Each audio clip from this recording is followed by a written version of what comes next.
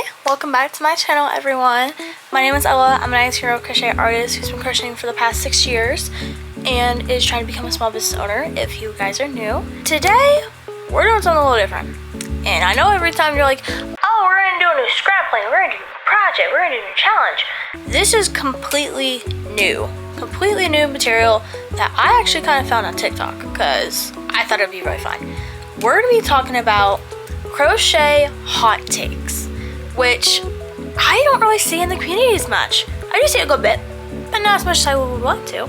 Plus, I think it's really good to see how, not to judge people, because we're a nice community around here. We're nice to people, we're kind. If you have nothing good to say, keep your mouth shut.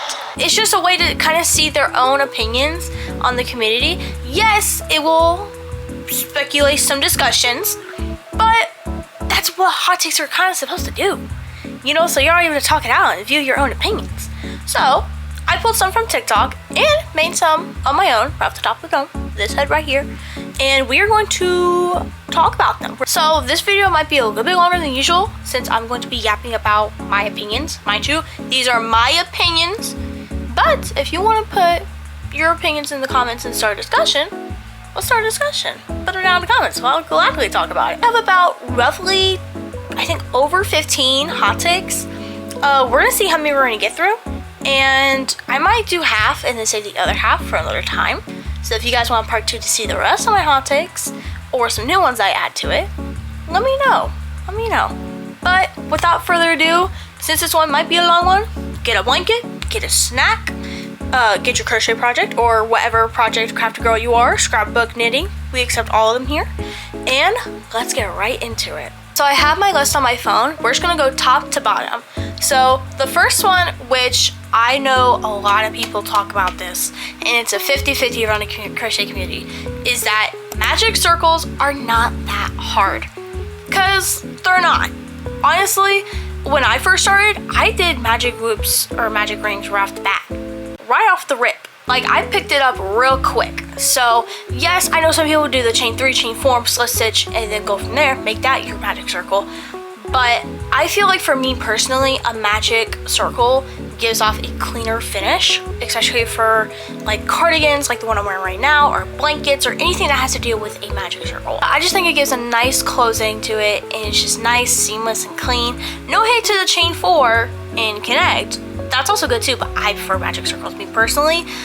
They're just easier, and with the end, I won't have to struggle to pull on it, because sometimes with the chain 4s, in my opinion, or what I've experienced, it's kind of hard to pull to close the ring. So I usually do magic rings, me personally. There are multiple ways to do magic rings though. So I usually do wrap over my hands, make the X, pull through, and then pull like that. That's how I do mine. There are plenty of other ways to do it, but I think magic rings are not that hard. It's just that you kind of have to nail it down a little bit. So, but other than that, it might be finicky, but they're not that difficult. Second one I have, which this one I stand by so much in the crochet community, and I will stay by this till the day I die, and it's gatekeeping very easy or very simple crochet patterns or knitting patterns. It does not matter. How are you going to market up a pattern 15 bucks for a simple pattern I could find on YouTube? That's crazy. And when I was going through TikTok to find, to get some ideas, I was thinking about it. I was like, now that I'm hearing about this, y'all are literally scamming for money. Because how are you going to charge me, like I said, $15 for a simple pattern? It could be a balaclava, it could be a sweater, it could be a bag, it could literally be a blanket. When next thing you know, say someone makes a mesh bag, right? And they a pattern for it. They mark it up probably $20, $25, depending on how big or how detailed the mesh bag is, right? Right. Why go pay that when literally you search it up on YouTube, boom, the exact bag pattern is on YouTube for free. For free! Why are you making me pay money? There's no reason to. There's no reason to pay me money for said pattern. That's bonkers. That's why for me too, I don't gatekeep any patterns. If I find them on YouTube, especially for all my Insta videos, most of those patterns are from YouTube. So I always leave them down in the comments or description so y'all are able to find those patterns and use them for yourselves. Because why am I gonna gatekeep that? Like, I know I've made a few patterns, not a lot. I know I have a mesh bag pattern. If you guys remember from a year, I think it was like a year and a half ago now, I made a mesh bag pattern on TikTok. It is completely free, completely accessible to everyone. And I know a lot of people have used it because they say like, oh, I'm gonna do this, I'm gonna do that. Like, they're gonna use my pattern. And I'm good. Please use it. I put time and hard work into making a pattern for it. I feel like gatekeeping in that way is kind of insane. This one is a hot take on a skill, and it's having the ability to freehand in the crochet community. I feel like if you don't know how to freehand, you're not gonna be as creative as you wanna be in the future. I do a little bit of freehanding myself, but not as much as other crocheters do. But I like tweak some patterns or, you know, just kind of replicate patterns, but tweak it to my own design or something. But I do freehand a good bit. I do freehand. Like, I've made belts before, I've made crop tinted bags, I freehanded blankets. Tops, I don't really mess with freehanding because I don't want to mess the top up. So after I'm done with the top and it looks horrendous and it doesn't fit or just any of that sort. So that's why for tops, I always stick to a pattern. But for pretty much anything else like bottoms or anything like that, I tend to freehand. Freehanding is a necessity in the crochet community, so then you're able to expand and learn new ways on how to use different techniques in the crochet community, because there are a lot more techniques than you probably think, and that's because you haven't freehanded. And it doesn't have to be something big. It could just be something small, like a bag or you know, a little accessory. It doesn't have to be something big, you know, if you're just starting out. But then once you kind of get used to freehanding, then you can do like blankets, tops, bigger projects that you can use while freehanding. This one's a personal one for me, in that acrylic yarn is good overall. And I know I'm already gonna get heat for this. I already know. The only thing I don't use acrylic for is for summer tops. I will stand by cotton, but I hate the cotton, like sugar and cream, like loose and threads kind of cotton, that kind of thing for some tops. Or not the loose and threads, mainly the sugar and cream. But mainly, it's not really just like the brand, it's more the like how working with it is just so hard. I have to take my time with it. Like, I know there'll be some crocheters that are crocheting with cotton like it's acrylic. Like, how? How are you going that fast? I always rubs all the time and I struggle. It takes me twice as long to get through a cotton project than an acrylic project. I kind of nitpick my cottons. Like, one I will recommend is Alliance Bring In 24/7 cotton. Yes, I know it says it's weight 4, and it technically is, but that is a really good cotton. It is not fray. It's more kind of like a cord, design. But that one I really like a lot. I like that one a lot, and I will use that to the day I die if I have to. But that is really nice. That cotton specifically is so nice, and I love it. Overall, cotton I'll use for other things, but acrylic is so good. I know sometimes when crocheters work with acrylic yarn, they said it squeaks. That's never happened to me at all. I don't know if I'm just working with it the correct way or just some way that most crocheters aren't. But for me, acrylic yarn does not squeak for me. It does not. It does not squeak at all. I don't know why, but I think acrylic yarn is pretty good for any basic pattern or just anything just kind of start off, like bags, blankets, sweaters, or anything small, or any like just projects that are not really for summer. But I think it's a really good starting yarn, and it comes pretty cheap. I know right now I think it's like $2-3 a skein from Michael's, but pretty much most yarns, like acrylic yarn, is pretty on the cheap side, like especially acrylic, like I said. It'd be a good way to work up to other yarns like mohair, cotton, plush yarn, stuff like that. So, but I personally, I really like acrylic. So for the next one, I know we all get this one a lot, and it's more of an ick. It's more of an ick, and it's when, say, imagine this. You were in the park, you're crocheting on the bench, or knitting, doing what you do. You're just minding your business, doing whatever. And then a person comes up, and they're like, hey, I like when you're crocheting or knitting. But then you look down at your project. If they said you're knitting, but you're a crocheter, and then vice versa, saying you're crocheting but you're knitting. How do we not know the difference? Like, there is a distinct difference between knitting and crocheting, which, to dumb it down pretty much, to the main thing that differentiates them is that crocheting, you use a hook. Like this. This is a hook. Feel focus. This is a hook. This is what we use to crochet. Knitting wise, you use 2 needles. I don't have needles because I don't knit. Needles is what you do, and you kind of go, not this. A lot of people assume you do this. Not all the time. You have to wrap and pull and do other movements. Crochet, you kind of just do one movement. You know what I mean? And I get so triggered when someone says you're knitting, like I like your knitting or your knitting looks great, when I'm like seriously a crochet artist. Hello?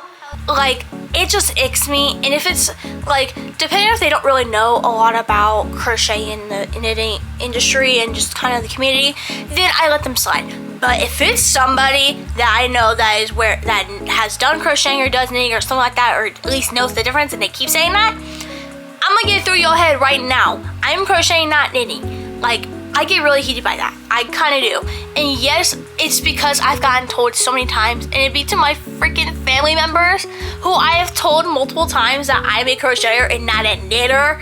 Like what? How are you gonna disappoint me like that? Ooh, I get irritated by that one quite big. Another one that I don't really get this one a lot, but a lot of people think I can do this one, is they know that I crochet, but they assume that I can make any plushie on the face of the earth. I cannot. I can't do amigurumi for the love of me. I can't. It's the one thing I can't do. I can do clothing pieces. Obviously, you see, a cardigan. I can do blankets. I can do accessories. I can do pants. Plushies, though, that's where you got me laughing. Because how do you, I can't, it's so difficult for me. Like, I've tried little bits here and there, yeah, but, it's just so,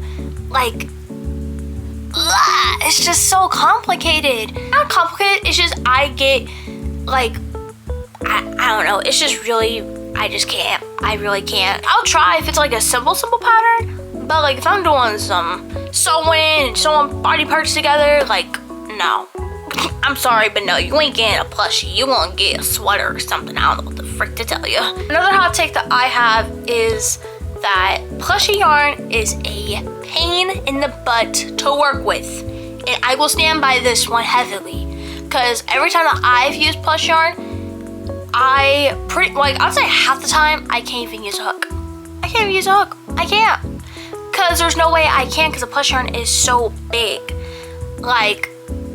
Yeah, some plush yarn I have, I'm able to work with all that. It's not the crocheting aspect, it's more that I keep shedding and that you have to keep burning the end so then you're able to crochet and that it won't shred on you while you're crocheting. Especially with thicker yarns that you don't have a hook for, you have to, finger knit, which, come back to me when you've done that and tell me how much you hate it. Because it is a pain in the butt to do. I hate it with a passion. I think it was a blanket or a bath mat and finger knit, a project like that. Worst day of my life. Never again. No. I could never. It's so much. It's so much on me. I can't. But no, plush yarn, I will barely touch at all. Because one, I don't do plushies, or two, I just don't really work with that kind of stuff. And that's just not my territory. Now this one is kind of controversial to some crocheters, and it's gauge swatches are not needed for a crochet project. I would say more on knitting, I would say you might need to do gauge swatch. I know because some people do it, but gauge swatch and crochet, nah, screw the gauge swatch. I'm going right into the project. And we just gonna fix it. We just gonna adjust the hook while we need to. There's no need for a gauge swatch. There really isn't. Cause name me one time you've used a gauge swatch. Name me one time. You can't, cause you've never done one. I've never done one. I've never done a gauge swatch in my life. For the 6 years I've crocheted, never in my life have I done a gauge swatch. And I probably won't. Unless if it's specifically needed. But I will never do a gauge swatch. Pretty much, I've never done one. Will I ever? Probably not. I know some people do, and it looks nifty. It does, don't get me wrong. Looks good, looks nifty. But I just don't think that I need one, because my consistency with my tension and everything is pretty good for most of my projects, even it doesn't even matter the hook. But I think a gauge swatch just wastes so much time. Like, by the time you're finished doing your gauge swatches, I'm already getting into the project and I'm a fourth of the way done with the pattern. Like, that time making a gauge swatch could be time working on the project and getting it done faster. But I just think that they're kind of overrated and that they are not really necessary depending on the person you are. Okay, this one I 1000% agree. I 100% agree with this one. This one, I get a lot, and I feel like a lot of people don't really acknowledge this one, is that having a crochet burnout is 1000% valid. It is, and I'll stand on that. I think this one is very understandable. I feel like most crocheters need to have a burnout, because with most things, if you keep doing it over and over, you're gonna get bored of it. And then that's how you're gonna lose passion, you're gonna move other things, and you're not gonna come back to it. That's if you overwork yourself. But if you give yourself breaks, you know, once you're not coming up with any ideas, take a break for like a couple days to a week. You know, let your brain reset. You know, do what you need to do in life, let your brain reset, and go from there. Pretty much with me, I usually just try to go until I burn out, and then if try to, for like a day, like first day I burn out, try to come up with ideas, and if I can't, I'll probably do something else for the next couple of days and try not to crochet or anything until I'm ready to jump back into it. With projects too, like I get really much burnout. Like my Mandela blanket, have not touched something in 2 weeks because it is a pain in the butt to work with, and it just drains my body every time. So, but you have to give yourself breaks. You have to give yourself breaks. That is what drains and what makes you lose compassion for your craft. You have to have breaks. No, I 100% stand by this, and I feel like everyone needs to have a break. Now this one, I don't really see a lot of people talking about. I don't, and I feel like it needs to be acknowledged. You have to check your lot numbers, and they are very much important when you're working with colors. Especially because I actually have experienced a different lot number for one of my colors recently, which I would use for this example. So let me show you what the difference is for lot numbers. So these are the same color. By color description, these are both light pink from Loops and Threads. But the lot numbers depend on what your color is going to look like. That's why I always double check to make sure my lot numbers for the colors I'm using are relatively the same. So for this one, which is the one that I usually use, and the one you usually see me use, this lot number is 3522. As you can see on the label, full focus. See that lot number right here? You always have to look at this lot number right here. So this one is the one I usually use. And it's just because of the dyes that they use, and sometimes it gets a little wonky, like how this one is. This one is a little more, from looking at it, like from my view, it's not as bright. See how bright this one is? This one looks a little more dull, and it's because of the lot number. So look at the lot number again. This one is 7475, as you see from the lot number. See that right here? 7475 is the lot number. So depending on your lot number, if your skeins match, that means the color is the same. But if they don't, it's gonna become a little bit lighter, duller, or however it does not look like to the one you're trying to use. So that's why if I get a different lot number for me personally, I try to use this thing last. Or use it as scrap yarn for somewhat of just a small project, or a project that someone wants me to make for them as a gift. Always double check your lot numbers, because if you don't and you are crocheting and then you see a slight color change, like this don't look right, it's because of your lot numbers. You have to double check your lot numbers, because that will determine how your color works. And if that kind of solves your solution for why some of your skeins don't look the same, I'm happy to help, because a lot of people don't really acknowledge lot numbers. They really don't. I kind of discovered it recently, or not recently. What I mean by that, it's like 3 years ago, from a TikTok that I found showing a girl that worked at Michael's showing off the lot numbers and how much of a difference it makes, and it really does make a difference. So always check your lot numbers, make sure they're the same, so then your color are the same. And if you have any that are like this, that are not your lot number, use that for a different project than the one you're trying to work on for the love, so you don't have those weird color changes. So we're just coming up with a few more. I am gonna save some for the next video. Doing a few more. We're probably gonna do like 3 more. So one of them is kind of a stab at me. I don't weave in my ends half the time. And you might be asking why. That's because I magic knot my ends together. But here's the thing. Have any of my projects fallen apart due to these magic knots? Or knotting my ends? No, they have not. All of them have pretty much stayed together and all that. Yes, I do crochet ends as I go, but sometimes I do knot them together to save me time. Just a personal choice.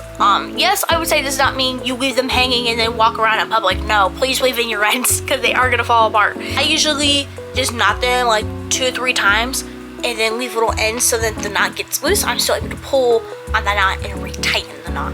But I do that to save me time and because I don't want to weave in 20,000 ends for said project. Like my manila blanket, I'm making magic knots willy-nilly. Like I'm knotting them ends together willy-nilly. I don't care. I don't care. Because I really want to get the project done as soon as I can. If you don't like knotting your things together, that's fine. You can weave in your ends as usual. Or you think it's calming and you don't want to get irritated by them, that's all you, Pookie. Me on the other hand, I can't do that. I physically can't. It just irritates my mind so much, and by me doing knots for said projects saves up time from my end. Another one for kind of jumping back to the one I talked about taking a break. You have to, and I mean have to in caps, you have to stretch your hands and your wrists. Me personally, I still do.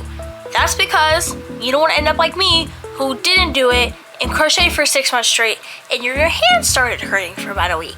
Or not even your hand, your one hand, your right hand that you crochet with for about a week or 2. Was literally, I could not move it because of me not stretching my wrists. Like, and it doesn't have to be any like crazy stuff or anything. Like it's just simple like these, you know, kind of just rolling your wrists around and then just kind of, you know, just making sure your hands are good. You know, this one is a good one for wrist too. This one, and then pushing against. This one, pushing against, and then just kind of doing this. You know, just making sure that your hands are stretched out because you don't want to overwork your hands as you go. Don't end up being like me. Don't be dumb like me, like 12-year-old me. don't do that. But no, I have definitely learned my lesson. I know some people, mainly, you know, that are a little bit older than me, obviously, they do braces, they do the tape on their arms and stuff like that. But take whatever precautions you have to do.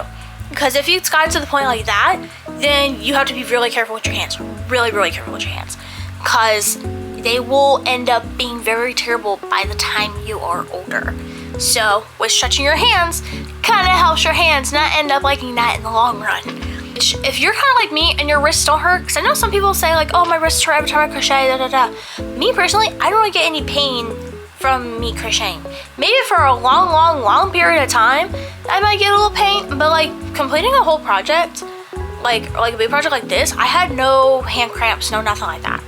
And I think that's because my hands are so used to, you know, doing a lot of handiwork, like crocheting. I was also an all-star cheerleader, like basing, I had a brace on, you know, stuff like that. So I think just my hands are kind of immune, but that does not mean I don't stretch. I always stretch pretty much either in between a project if I'm taking a little small break or after a project, so my hands kind of reset.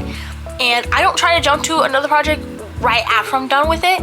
You know, like this, I'm probably gonna take a break and probably crochet later tonight on another project.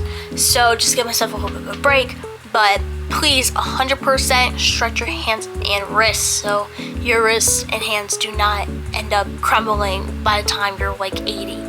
So we got 2 more hot takes we're gonna do. I know we did quite a few of them, but I'm going to give you the last few. One is talking about crochet holding, like how you hold your crochet, and that is the pencil hold is the hardest hold on no demand. I've tried it. I don't know how y'all crochet with that. How do y'all do that? There's no way that, how does that work? with your, what? That does not make sense. Like for me personally, I kind of do more like a knife. I think it's the knife hold is what is like specifically called. I do the knife hold. That's the one I do, and it like it's easier on my end. But the pencil hold, how do y'all do that? And if y'all do that, y'all are a soldier. I don't know what to tell you, because I could never do the pencil hold. I could never. It's just that it's so complicated, and I just give up on it. And plus, when I first started crocheting was the knife hold. Like that was the one I kind of picked up using with, and it was just easier on my part.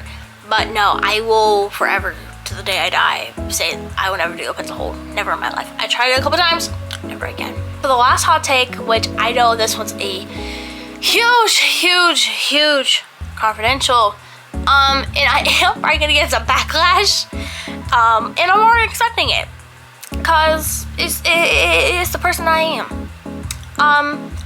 I prefer Michael's over Joann's. Now, hold on. Let me speak my piece. These are my opinions. Like I said, these are my opinions. But here's one question I will give you. Who went out of business first? Because clearly it wasn't Michael's. It was Joann's. Guess who's carrying similar Joann products? Michael's is. And they were rebranding it as theirs. I think besides a big twist. I prefer Michael's personally because I love the glue stretch yarn. I think that's great. I did try Big Twist yarn. That was pretty good. Big Twist. So I'll give Joann's that. Big Twist is really good. I'll give y'all that. Yarn at Michael's though, I kind of prefer more. And they have just a wide range of a lot of yarns. And me personally.